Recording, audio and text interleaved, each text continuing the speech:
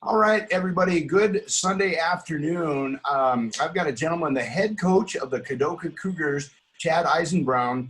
And Chad, what's the buzz like in Kadoka right now? You guys had that big win over Scotland to advance to the semifinals of the playoffs for the first time in history.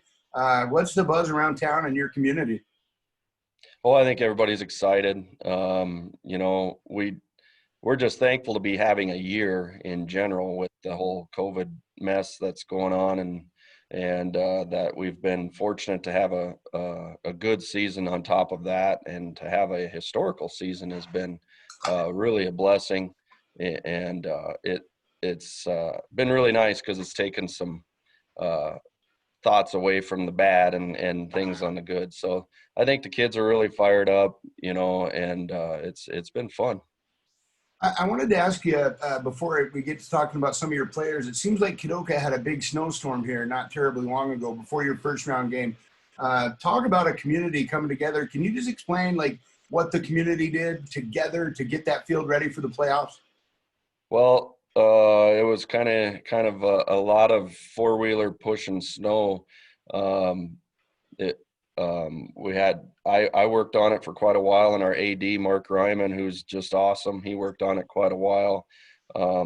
Before the Dupree game, a couple of us got to do that, and then um, after we kind of got it, we only had about maybe 2 foot of space on the sidelines with 3 foot drifts for the Dupree game.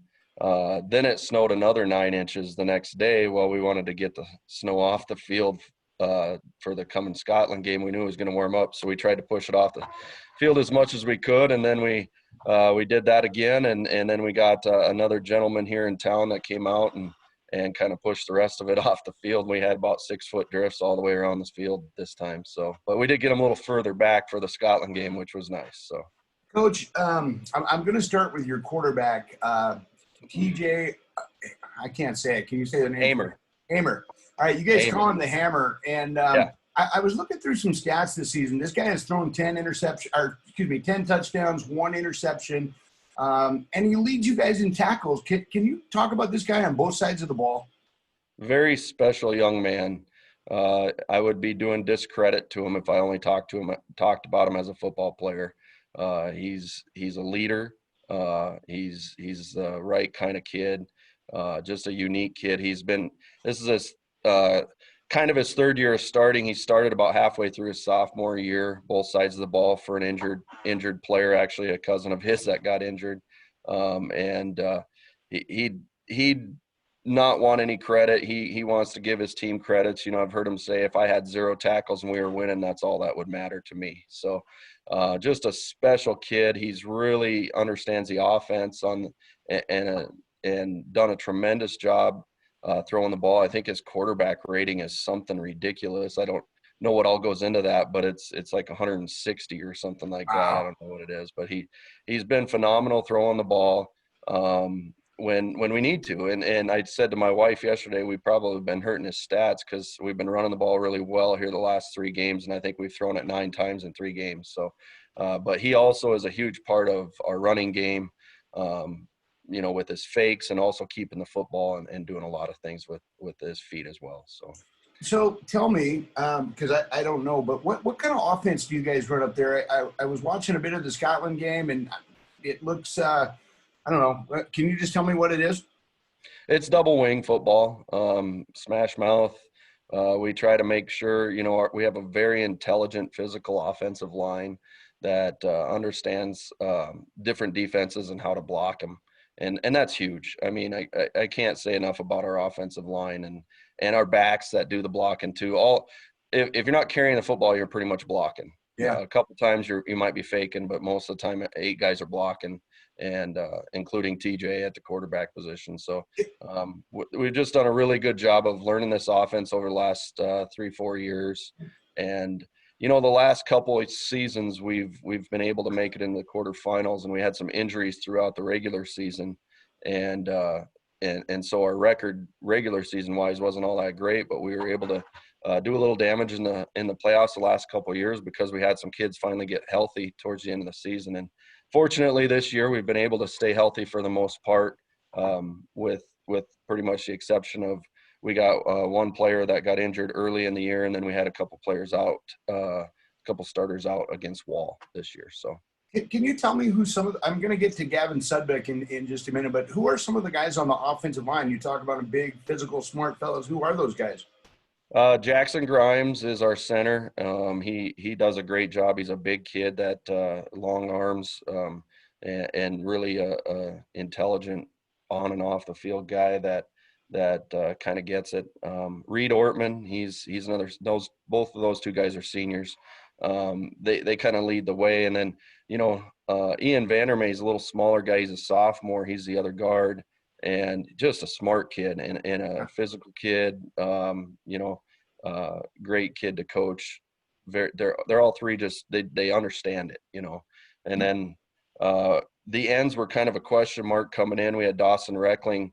This is his first year playing football for us in high school as a junior. He's a good basketball player for Kadoka. Nice. He's come in and we weren't sure how physical he'd be, but he's been a really good blocker and a good tackler for us.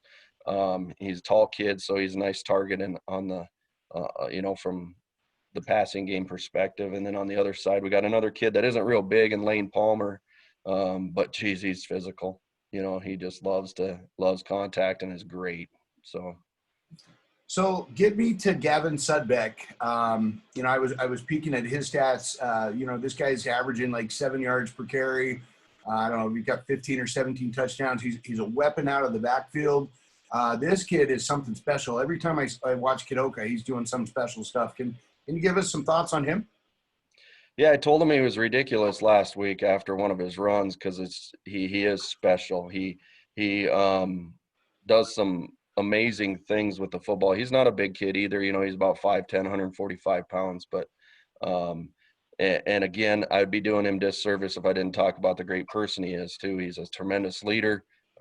He'd be another kid who would say, I give up all my stats for the team to win, and if we had to go somewhere else to find 5 touchdowns in a game, he wouldn't care one tiny bit.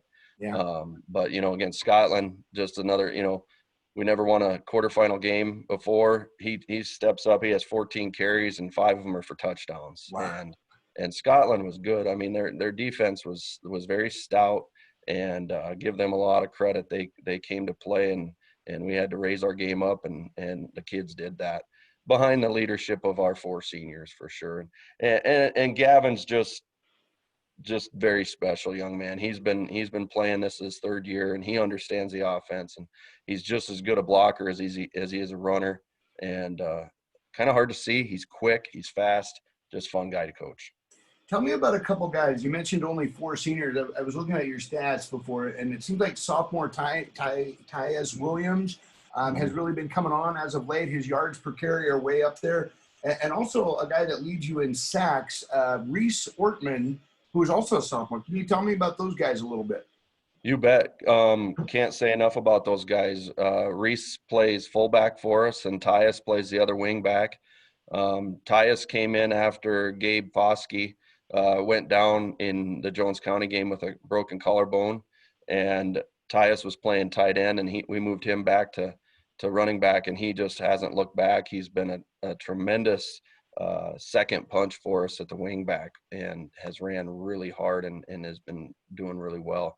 And then, Reese is probably the kid who maybe on the offensive side isn't getting the credit he deserves, because he's our fullback and he leads just about every play, and he doesn't have a ton of yards rushing, but he's a man, he's 210-pound sophomore, Exactly. And we got Reese and Tyus and Ian and Lane. All those guys play both ways as sophomores, and sometimes I forget they're sophomores because, we have high expectations for them. And but again, Reese and Reed are brothers. We put them both at D tackle in a 4-man front, and I think they're so competitive against each other. They love each other, but they're also so competitive. It's been a fun thing to watch them 2 guys battle up there for tackles and stuff like that this year. And then Tyus, he's playing defensive back, which is a little new for him this year too.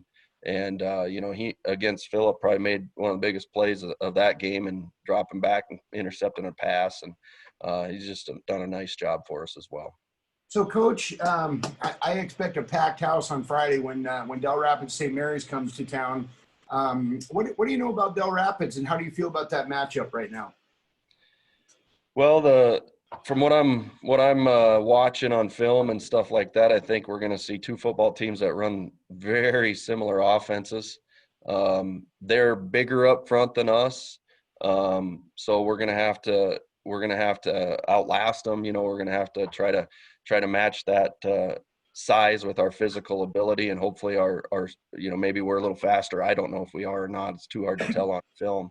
But I think it's going to be a heck of a game. They've got Connor Libas who's been mentioned at all state meetings for the last 3 years. I don't know whether he's got it or not, but I just remember the kid's name. Yeah. He's a fantastic runner. He's got great vision. He's fast.